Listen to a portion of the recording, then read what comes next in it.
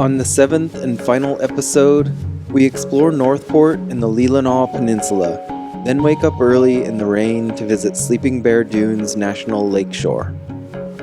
The rain follows us south for the rest of Michigan and into the Indiana Dunes National Park. Luckily, we have a sunny second chance, and we also get to see a little bit of Gary before heading back to the airport in Chicago for our flight home. Our time in and around Traverse City was the tale of two climates.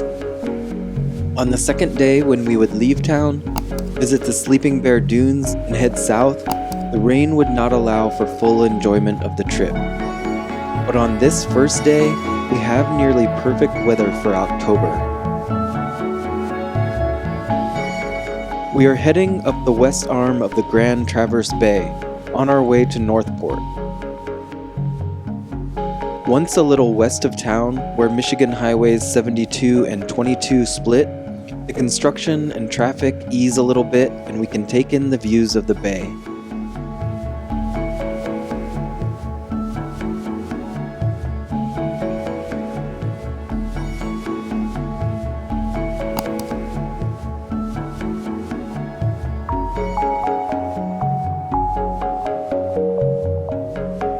Across the water is the Old Mission Peninsula, which we explored in the last video, one of 5 distinct wine regions in Michigan.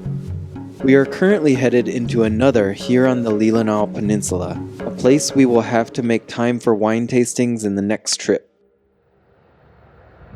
It is late in the afternoon, so the museum I wanted to visit is closed.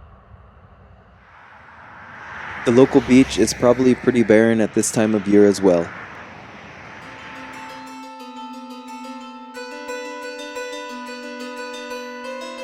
We push north on Michigan Highway 22 through Omena and on to Northport. We are once again above the 45th parallel, but not for long.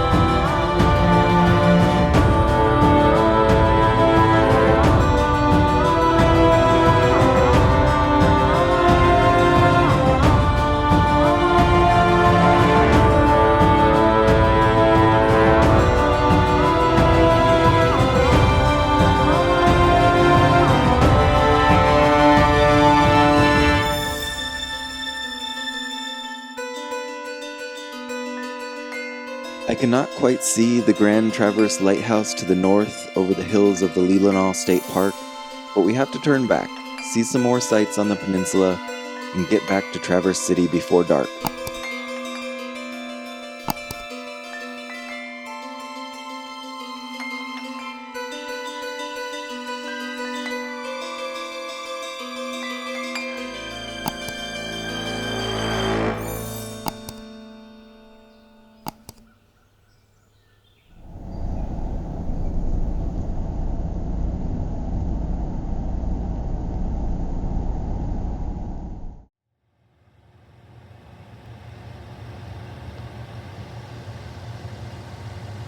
As mentioned, we wake the next morning to a consistent rain.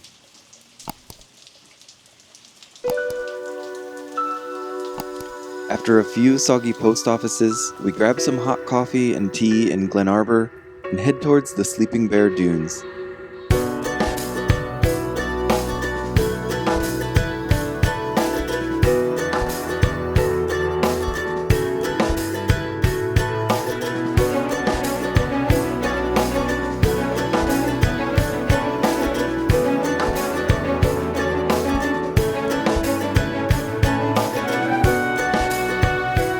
Our annual Parks Pass had expired earlier in the year, so we were due to buy another, but thanks to some Doge cuts, there was no one at the entry booths, and later we would find the visitors center completely shut down.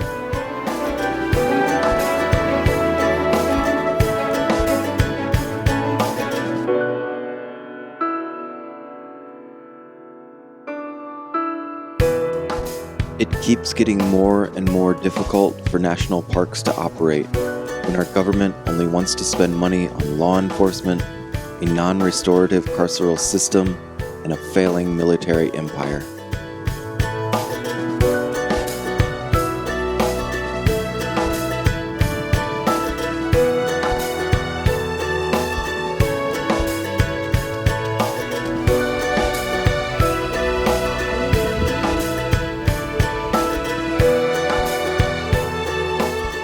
Since you obviously cannot drive on these dunes, the park road leads you to various points where you can get out and see them.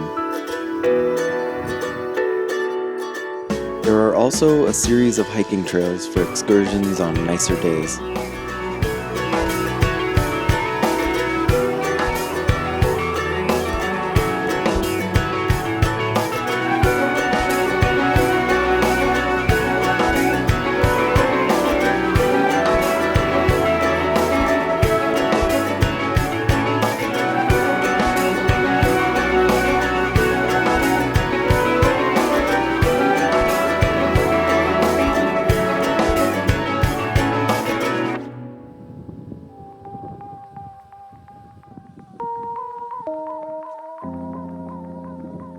At one of the stops with a parking lot, there is the chance to get out and really stretch your legs.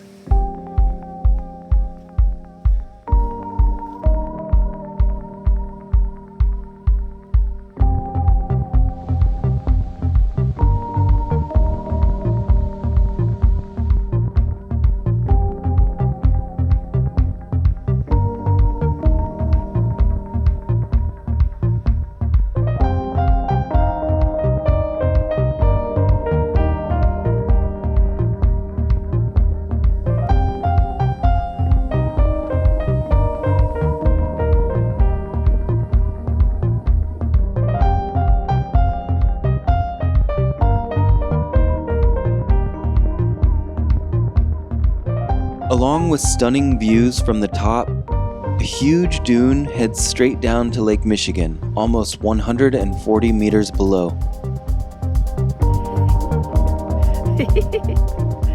Allocate a lot of time to get back up this behemoth if you plan on running down.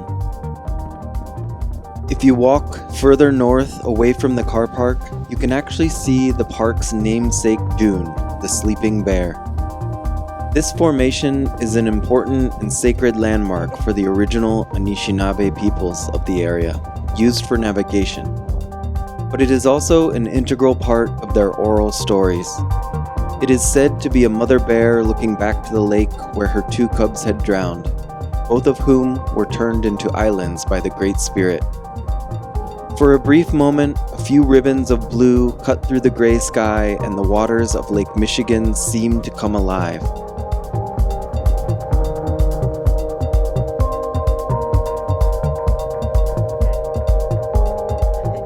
The eternal vigil of that sad mother bear gets to oversee this special place each and every day.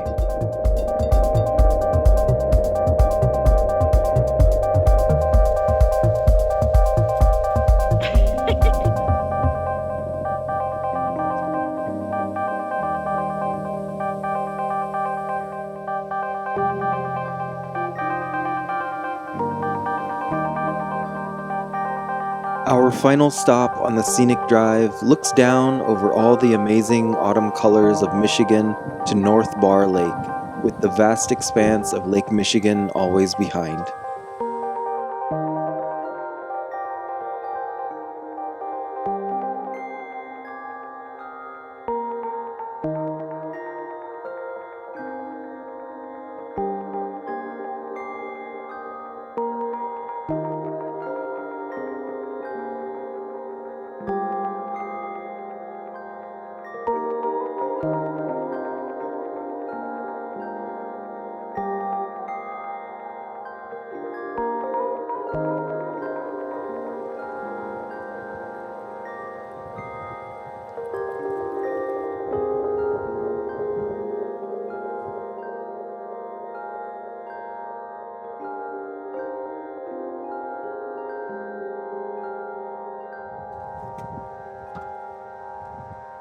What time is it? 3:45.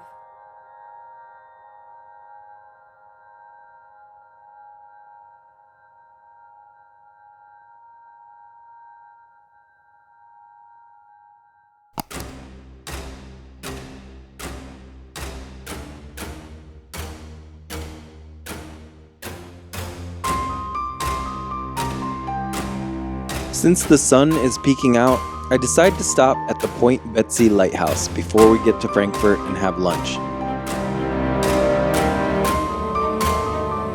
We are here just after it has closed for the season, but if your trip is between mid-May and mid-October, you should be able to take a self-guided tour for $5. The winds are quite something and also foil my plans to see the lighthouse from a higher vantage point. Luckily, this coastline is beautiful from the beach and I can get up close and personal with the rough seas.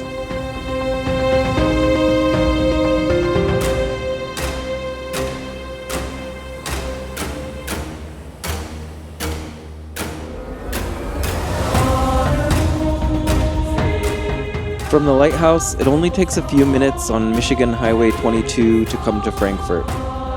Before grabbing lunch, we head straight to the beach and the small lighthouse which lives on its pier. The rough conditions have technically closed the pier to pedestrians, but the fishers do not seem to mind.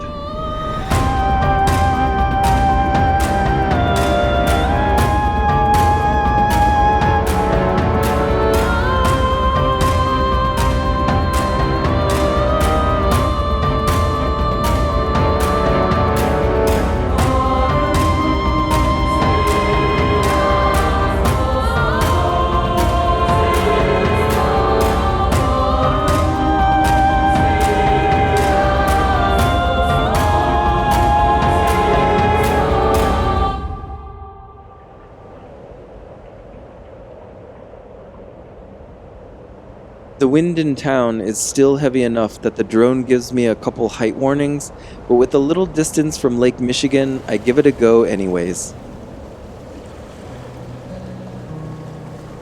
At the mouth of the Betsy River, it widens to form Betsy Lake, just before the waters empty into Lake Michigan.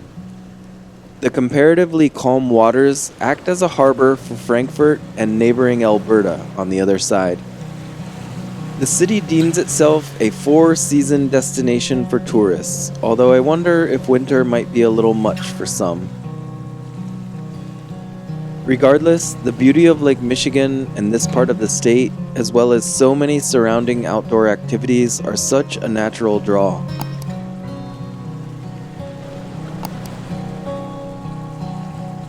After checking out the New Deal post office, we stop into L'Chaim to satisfy our craving for a Jewish delicatessen and start to head south.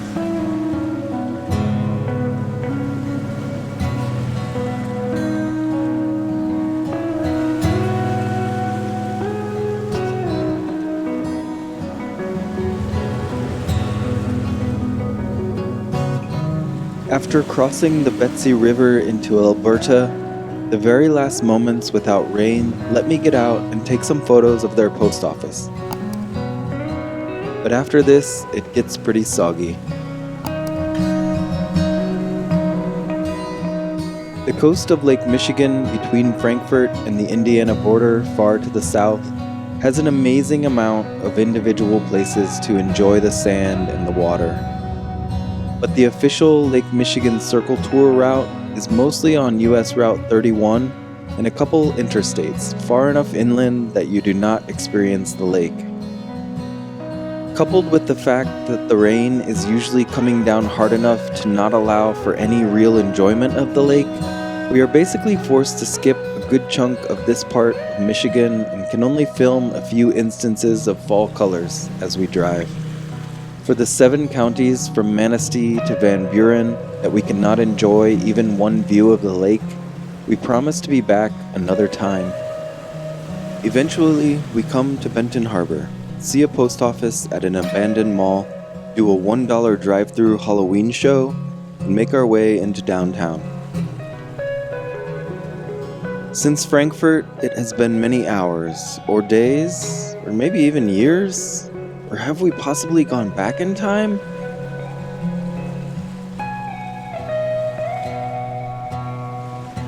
At any rate, we grabbed some Detroit-style pizza at Jet's and continued down the coast since it is raining too hard to eat it at an overlooked park on the lake.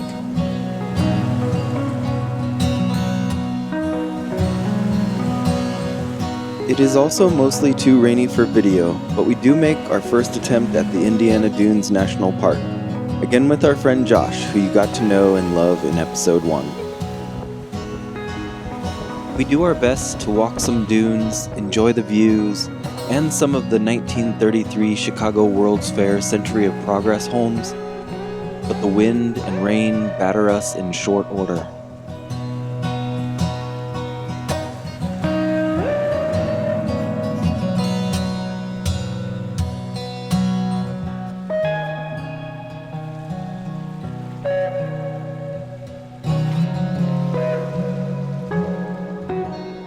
It is not until we part ways with Josh and head back to our hotel that the sun starts to peek out and the rain gives way.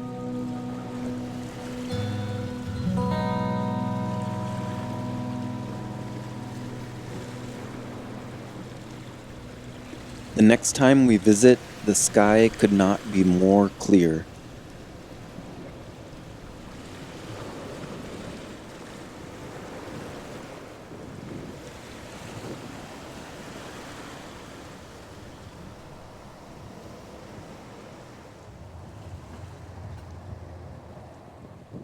One thing we were not able to do in the rain was explore the Indiana Dunes Indigenous Cultural Trail, which lives right outside the Visitor Center.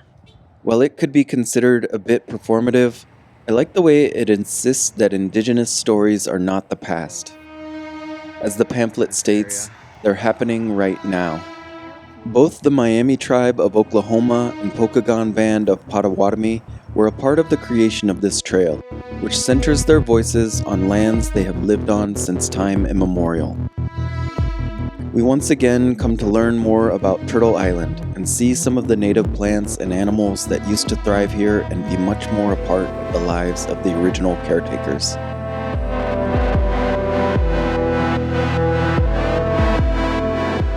From the Visitor Center, we hop on the Dunes Highway and head west. We unfortunately do not have the time to double back to some of the sights we saw in the rain. Before we catch our flight home in Chicago tonight, we want to see Lake Michigan from a few more spots here in Indiana as we get closer to Gary.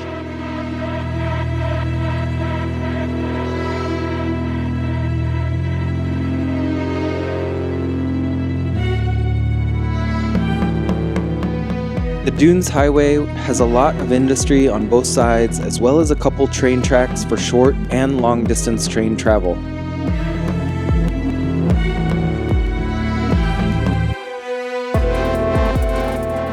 This is kind of the story of the Indiana Dunes National Park, which seems to be protected spaces that were not claimed by capitalism and industry. Just west of West Beach, a popular spot which is part of the national park, we stumble almost by accident into the community of Miller Beach, which residents here just refer to as Miller.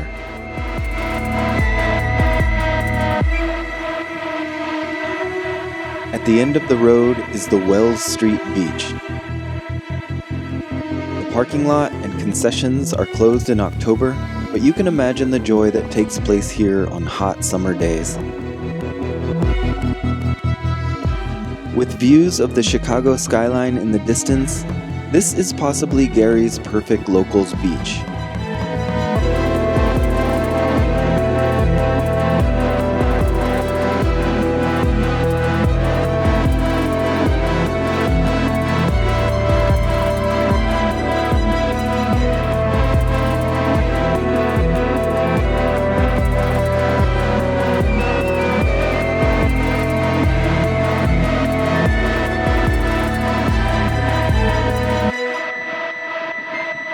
I only wish I could grab a milkshake and a burger and enjoy the day even more than we already are.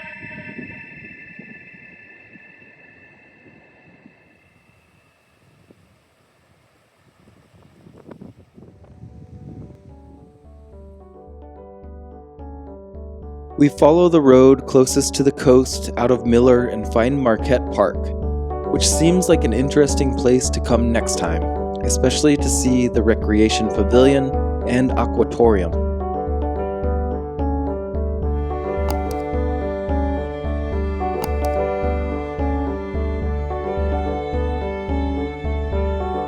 Despite having an entire famous song about it from the 1962 musical The Music Man, I had never been to Gary, Indiana before and was happy I could change this.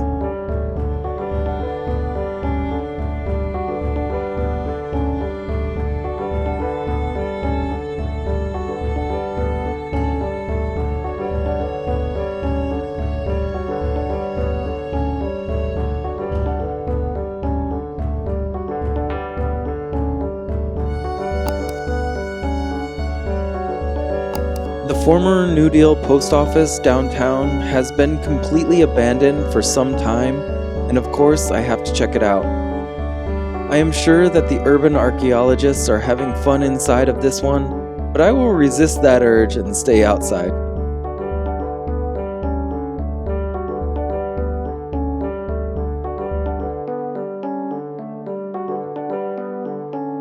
When you see Gary from above and Lake Michigan to the north, it is hard not to feel regret that the city was not built closer to the water.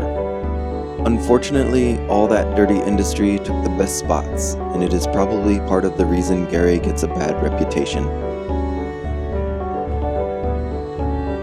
From downtown Gary, it is not too far to the city of East Chicago. This is where the Indiana Harbor and Ship Canal is located, and despite having plenty of lakefront, is devoted almost entirely to heavy industry.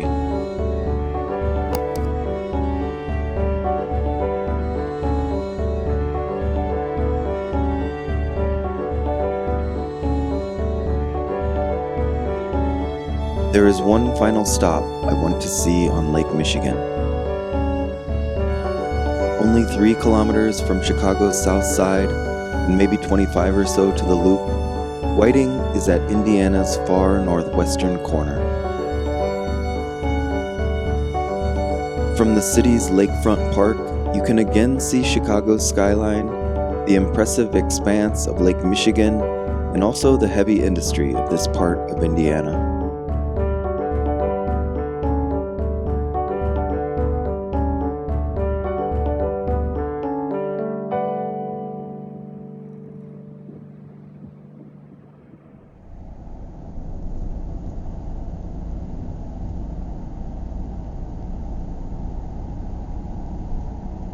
Most people who drive through this area towards Chicago are on Interstate 90, which keeps this distance to the south and west of the main industrial areas. But it is fascinating to stay at ground level here between Gary and the state line.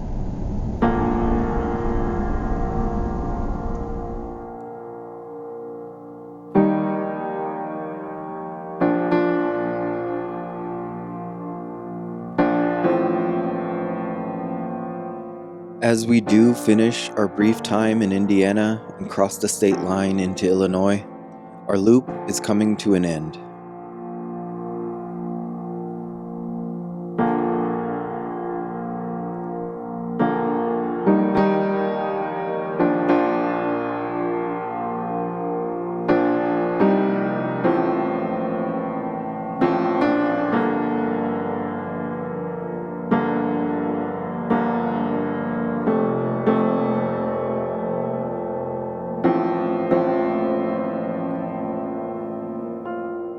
It has been an absolutely amazing and unforgettable trip, a bucket list item for both of us. We have gotten to see so much, even if it feels like we just scratched the surface. If you somehow found this video first and made it all the way to the end, please check out the first 6 in this series. The Lake Michigan Circle Tour was full of highlights that we will carry with us forever.